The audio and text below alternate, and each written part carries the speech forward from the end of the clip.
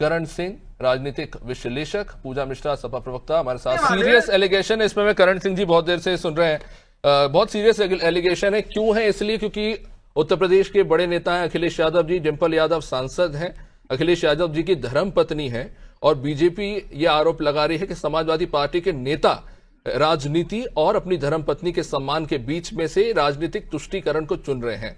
क्या ये बात करण सिंह जी आपके गले से नीचे उतरती है? क्या है राजनीति इसके पीछे? मैं आपसे सीधा इस पर जवाब चाहूंगा। देखिए, माननीय अखिलेश यादव जी अपनी राजनीतिक महत्वाकांक्षा और धर्म पत्नी के सम्मान के बीच से किसको चुन रहे हैं, वो उनका व्यक्तिगत विषय है, वो उनका व्यक्तिगत विषय है। इस पे वे स्वयं फैसला लेंगे और ये फैसला उन्हीं के ऊपर छोड़ देना चाहिए। पर जो प्रश्न आपने भी पूजा जी से किया, उस प्रश्न का उत्तर तो पूजा जी ने दिया ही नहीं। वो अपनी अलग ही बात बताती रही। मैं पूजा जी से कहना चाहूंगा, जिस तरह की पोशाक जो भारतीय परिधान, एक बहुत अच्छा परिधान पहनती हैं डिंपल यादव जी, वही परिधान पहन करके आप मस्जिद जाके दिखा दीजिए एक बार। किसी भी मस्जिद में आप जाके दिखा दीजिए, वीडियो शूट करके दिखा दीजिए। और जो कुछ मौलाना ने कहा, मौलाना ये जो साजिद रशीदी ने कहा, ऐसे बयान कई मौलाना ने दिए हैं, बहुत सारे मौलाना ने बयान दिए हैं इस तरह के। ये तो अपमानजनक है। मौलाना शहाबुद्दीन रिजवी बरेलवी तो ये तक कह गए, जो कि मुझे नहीं पता इस पे हंसना चाहिए दुखी होना चाहिए। वो कहते हैं कि ये ना सिर्फ मस्जिद की तौहीन है, बल्कि डिंपल यादव जी ने जो पोशाक पहनी थी वो भारतीय संस्कृति की तौहीन है। साड़ी पहनना भारतीय संस्कृति की तौहीन कैसे हो सकता है? ऐसी बेवकूफी वाली बातें अगर मौलाना कर रहे हैं तो फिर सर ही पीट सकते हैं हम।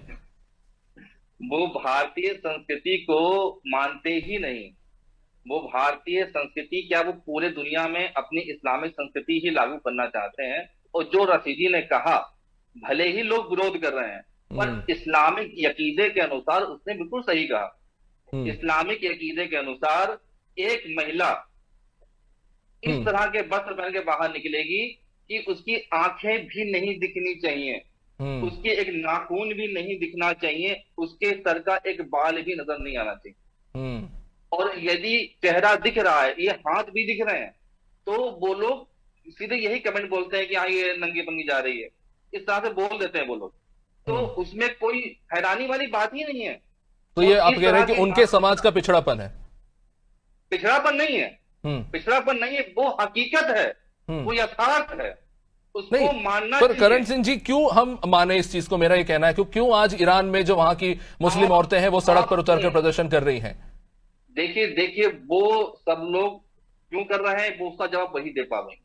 पर ये जो संस्कृति सिखाई जा रही है कि औरतें इस प्रकार की हैं, जो महिलाएं इस प्रकार की, जो औरत शब्द का प्रयोग भी होता है ना इस्लाम में, वो केवल गैर मुस्लिम महिलाओं के लिए ही होता है। क्योंकि औरत शब्द का मतलब होता है अरबी में बेगीना, वो गलत शब्द का इस्तेमाल करते हैं गैर मुस्लिम महिलाओं के लिए। अपनी महिलाओं को वो खातून और खवातीन बोलते हैं। तो वो इस प्रकार के शब्दों का प्रयोग करते हैं, और ये उनके इस्लाम में बताया जाता है, सिखाया जाता है, मदरसों में ये सिखाया जाता है। खुलेआम महिलाओं के लिए यही शिक्षा दी जाती है। और उन मदरसों को चलाने के लिए भाजपा सरकार व अन्य सरकारें फंडिंग देती ही नहीं है, बल्कि अपडेट करती है, बढ़ाती है। भाजपा भी लगातार मस्जिद के इमामों को तनख्वाह भी बांटती है, भाजपा भी बांटती है, अन्य सरकारें भी बांटती हैं, और तनख्वाह बढ़ाती भी है उनकी। तो इस प्रकार की गतिविधियां भाजपा और अन्य सरकारें करती हैं। नहीं, वो तो करण सिंह जी बात बिल्कुल सही है कि धार्मिक मामलों में राजनीतिक दल के लोग बहुत सोच समझकर ही हाथ लगाते हैं, और लगाते भी हैं तो कहीं ना कहीं अपने राजनीतिक फायदे के लिए। मैं किसी एक पार्टी की इस वक्त बात नहीं कर रहा, लेकिन मैं इस पर आना चाहूंगा जो आपने बात की उसी को आगे बढ़ाते हैं।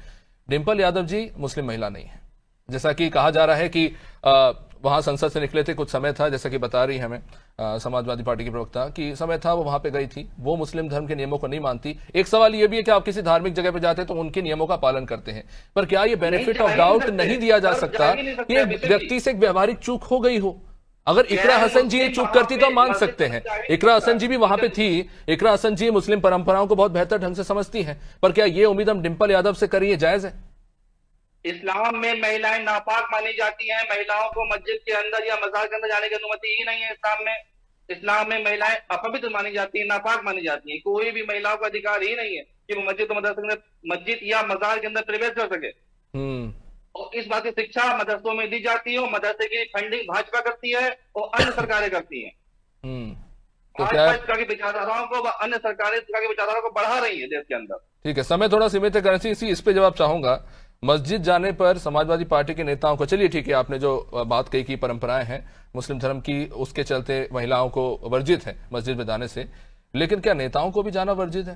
कि अगर कोई नेता मस्जिद जाता है तो उसे नमाजी कहना ठीक है? अगर ऐसा है तो फिर जो लोग मंदिर जाते हैं उन्हें क्या कहें? ब्रजेश पाठक जी की बात को मैं कोट कर रहा हूं और मैं कह रहा हूं कि अगर मस्जिद जाने वाले को नमाजी कहते हैं तो जो नेता मंदिर जाते हैं उन्हें आप क्या कहेंगे? मंदिर के अंदर सबका स्वागत है। मंदिर के अंदर कोई पाबंदी नहीं, वहां तो मानवता वाली बात सिखाई जाती है, तो वहां तो कोई भी जा सकता है। तो मस्जिद के अंदर केवल तो अखिलेश यादव जी भी तो गए थे, लोग भी जा सकते हैं। हाँ, उनपे भी आपत्ति आएगी, आप देखिएगा, कोई भी गैर मुस्लिम मस्जिद के अंदर प्रवेश नहीं कर सकता है।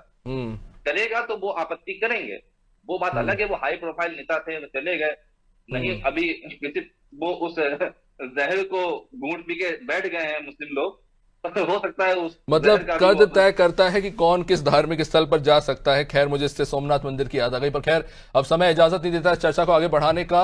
बहुत बहुत शुक्रिया आप सभी मेहमानों का इस चर्चा में जुड़ने के लिए।